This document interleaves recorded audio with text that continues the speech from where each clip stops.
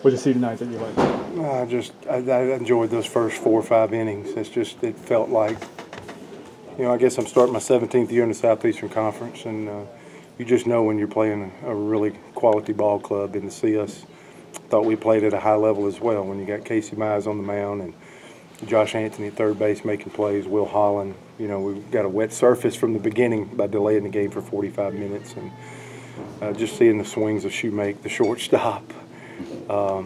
Just holding your breath every time they take a swing, and the way Foster, for them, is Logan Foster swung the bat. You just holding your breath every time. But our guys played an unbelievable ball game. Casey gets close to the century mark.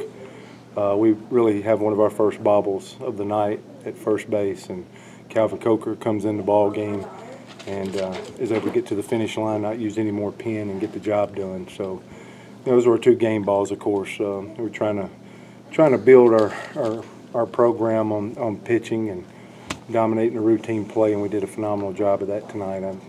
We eked out 2 hits there in the ball game, but that was a really Luke Jarvis got our offensive game ball, and he was ready to go. To start off SEC season, he was ready to go and put a triple right into it to start out. I think there's something to that with him being ready, and then he laid down a bunt actually the next at bat, and just showed a lot of gamesmanship and senior leadership. So all the way around, very thankful, and I know we got our hands full, but we can start talking about, once you are able to get 1, you can start thinking about trying to figure out a way to get 2, and we're thankful to get this one tonight. Casey, after striking out, throwing a no-hitter last week with 13 Ks, gets that again. What did you see from him tonight? I thought the same. I thought I had 3 or 4 pitches were really solid. He was able. I just think these 2 outings, his fastball is played up as well as I've seen in the 3 years of coaching him. And I got back-to-back weeks where this cutter's really rounded into shape. A new pitch this year. It's kind of like a wedding, something old, something new, something barred, something blue. And he's kind of got this cutter going now. He's got the staple of what's always, allowed him to really grow as a pitcher with that split finger. But I just think the last 2 weeks the fastball has played so well. And, they bit us a couple of times, but he really, for the most part, continued to pitch, buckled down, and 13 strikeouts against not a good offense, but arguably one of the best offenses in America. I mean, that's a hat-tipping performance. What does it mean for your bullpen to get 7.1 out of a starter and only have to use Coker for 1.2 innings? On paper, I think we're better on paper if we have Cody Greenhill. I don't think there's any doubt about that, just because of the work that young man's done early in his career and for us this first 4 weeks of the season. But I like the mentality of our ball club. I'm glad we don't play it on paper and somebody else gets to step up. And,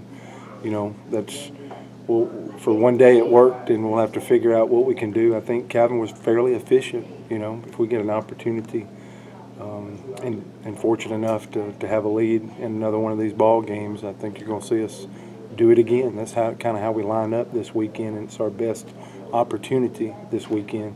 But we've told our pitching staff, Coach Smith's told our pitching staff's aware of, hey, if we're going to have any chance to win a series against one of the best teams in America, somebody's going to have to step up. Somebody that maybe hasn't been in that normal routine will have to step up. And I don't know where it'll get to or what it'll get, but I just want them to be ready and, embrace their opportunity.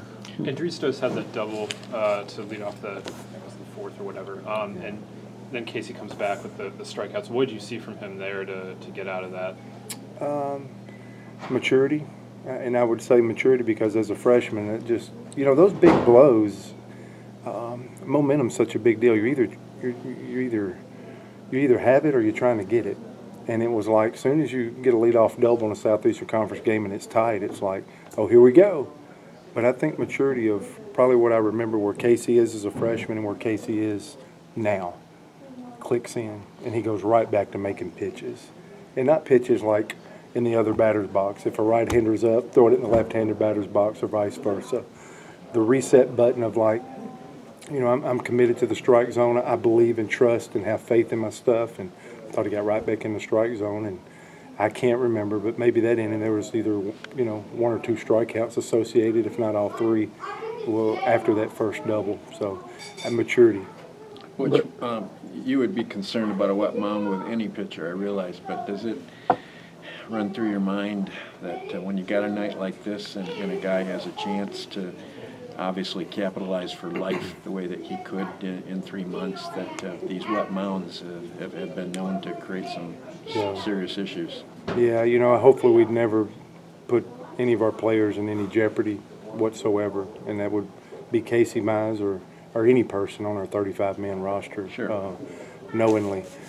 I was thinking of both ball clubs at the beginning of the game, and we thought there was one more shower coming through, which we, you know, that playing weatherman is not one of my skills that I, you know, brag about. But thought our field crew did an unbelievable job of putting that tarp on. So we did everything we thought in our power to try to give both teams the best environment to play in. So we actually prepped the field, tarped it, and moved the start time back to 45 minutes. And we thought the way it played out, we put both teams on a Friday night in an SEC ball game in the best position, in the best field conditions possible. But it's just Casey having a guy like that on Friday night, knowing that they scratch out a couple of runs, then what does it do for the team to get a couple of runs, knowing he's on the mound? Did you just see those guys kind of relax and settle in? I do. I thought there was a steadiness with our play tonight, and every ball hit to third, every ball hit, you know, for both teams. Those balls are wet. Those kids are making adjustments, and that's what I respect about every player that was on that field tonight. You can just see them making adjustments. They know it's wet. And, you know, number one for them was that Hellman. You know, he thought about a bunt early, and Josh Anthony's having to play that game, and then we have a pitching change, and they think about another one. And the gamesmanship A&M plays with is phenomenal. We have to have awareness. You know, they had we had bases loaded there with 2 outs, and here comes the pick right at second, kind of a staple. They've done that before, but we had a freshman at second base. That was a whacker. That was a bang-bang play. And, of course, we didn't really cash in, but I thought that was a moment that that's one of those bases loaded where we just seemed to be 1 or 2 hits away from really opening this thing up, but they were too good to let it happen tonight. But there's an easiness and there's a confidence that our team plays with. I thought I felt it last year with Keegan Thompson and Casey Mize, and that's good for the head coach to see when I can see our team feeling like they have a chance against anybody when Casey Mize on the mound and playing with that. I think it's a quiet confidence. I think you got to really look at the players and really get a feel, but they play with a confident rhythm when Casey's in control of the ball game. There's a differentiation with that cutter slider repertoire of his, and does he have a legitimate 4th pitch change, or how do you see his repertoire, Butch? Yeah, I'm seeing this cutter being, I mean, last week it was up to 90, 91 miles per hour, and the slider seemed like it was hanging out in the neighborhood of 83, 84. So velocity is the bigger thing. I think on the cutter, of course, I'm not, you know, speaking rocket science here, but the hitter's just seeing fastball for a period of time. I think he is tunneling and sharing space with his pitches. So I don't think the slider's popping up out of the hand and the fastball's going to the right. I think all these pitches are staying together, almost bouquet fashion for a period of time once it leaves his hand.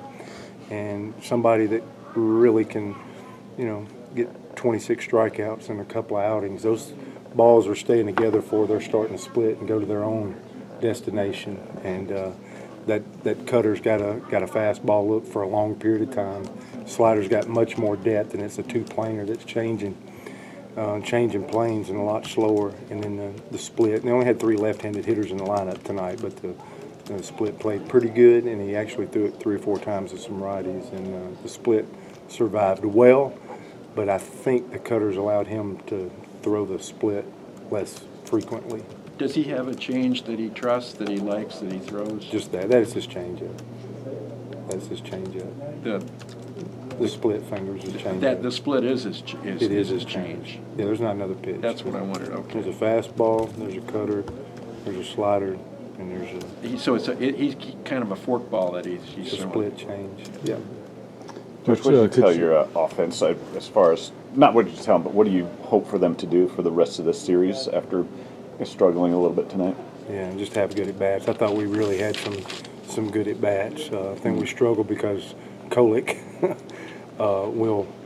I'm sitting here and it's just flashing through my eyes, kind of like the fireworks in the third or fourth inning across the way. But I'm seeing Will Holland zip a ball to right field. I'm seeing Josh Anthony with the bases loaded, square ball to left field. Yeah.